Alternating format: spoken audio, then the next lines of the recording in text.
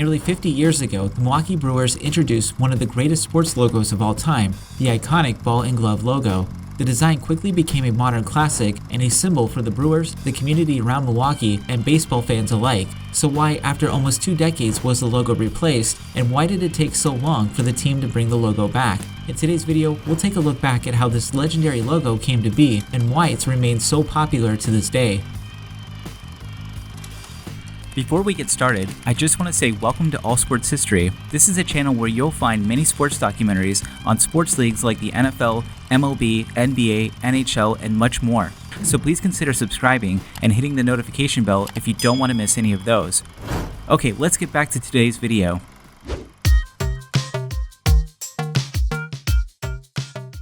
The Milwaukee Brewers story actually begins in Seattle, when in 1969, Major League Baseball expanded and added 4 new teams to the league. The San Diego Padres and Montreal Expos joined the National League, while the Kansas City Royals and the Seattle Pilots joined the American League. After only 1 season, the Seattle Pilots found themselves in deep financial trouble and were heading for bankruptcy.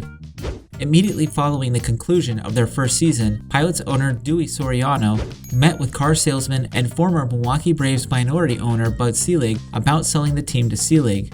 Both sides met over the course of several weeks, and during Game 1 of the 1969 World Series, the two men agreed on a deal for $10.8 million.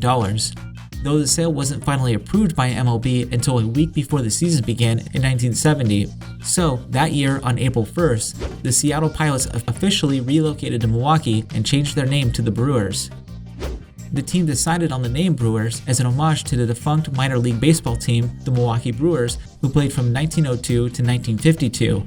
By adopting the name Brewers, the MLB team not only connected with the city's brewing history, but also embraced the legacy of the earlier baseball team, creating a sense of continuity and nostalgia for longtime baseball fans in the area.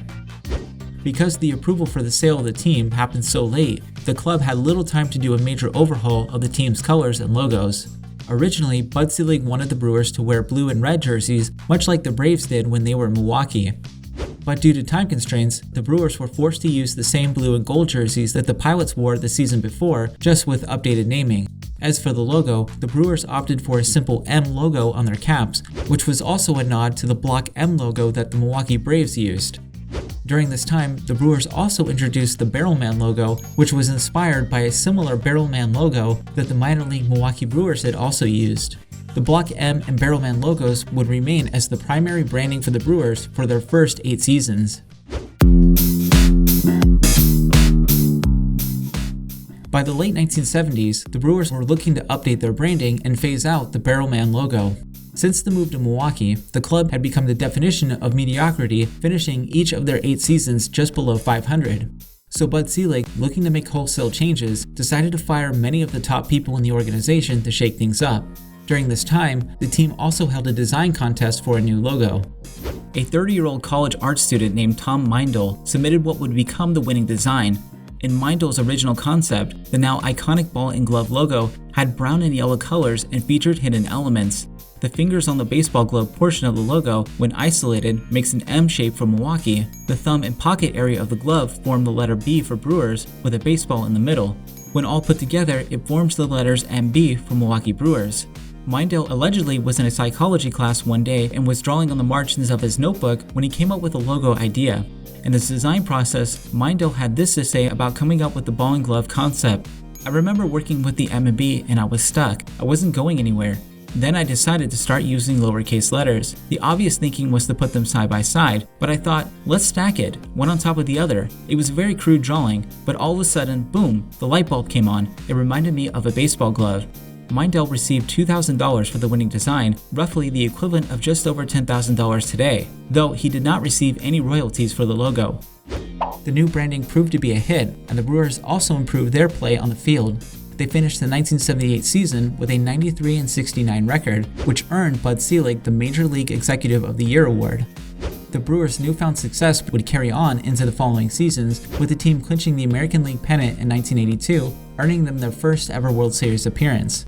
With that, the club continued to use the ball and glove logo for the rest of the 1980s and into the early 1990s.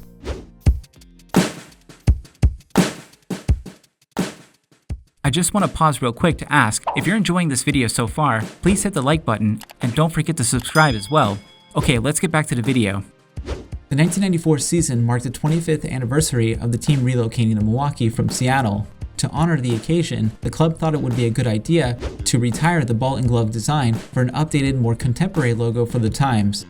The new logo, showing interlocking letters MB in front of two baseball bats and a baseball diamond, introduced the color green to the club for the first time. The team also switched from their classic yellow and blue to a more muted gold and navy blue. The Brewers would use this logo for the rest of the 1990s until the year 2000, when they introduced an updated logo to mark the final season of the club playing at Milwaukee County Stadium. The new logo featured the word Brewers in front of a baseball with two stems of barley underneath, as barley being the key ingredient to beer making. The team would use this logo and a simplified letter M version of it until the club's 50th anniversary in 2020.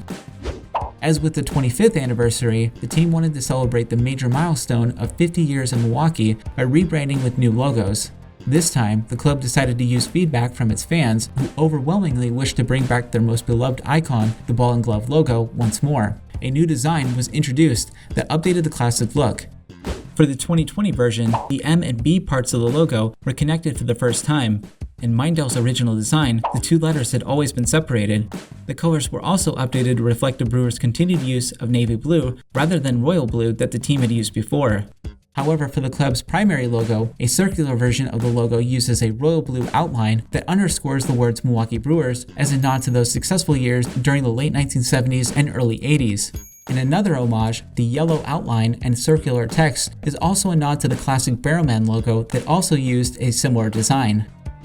Throughout the club's history, the iconic ball and glove logo holds a timeless legacy deeply ingrained in the team's history and beloved by fans worldwide. It serves as a beacon of unity for fans and a reminder of fond memories on the diamond and a symbol of the team and city's unique past. In 2011, Bleacher Report ranked the 50 best baseball logos of all time and placed the Brewers ball and glove logo number 8 on their list, while surprisingly placing the Barrowman logo at number 2. In any case, whether the logos adorning merchandise, banners, or the players' uniforms, the ball and glove logo remains a cherished emblem of the Brewers' legacy, connecting generations of fans and players alike in their shared love for the game. So what did you guys think about Bleacher Report ranking the Brewers logo as number 8 on their all-time baseball logos list? Would you place it higher or lower on the list? Let me know in the comments below. If you guys enjoyed this video, check out my video on what happened to the Seattle Pilots, which goes further into the Pilots' time in Seattle before they moved to Milwaukee and became the Brewers. Also, you can now support the channel by leaving a super thanks anytime you want to comment. This would be greatly appreciated and would go a long way in helping the channel out. So thanks for supporting the channel and thanks for watching.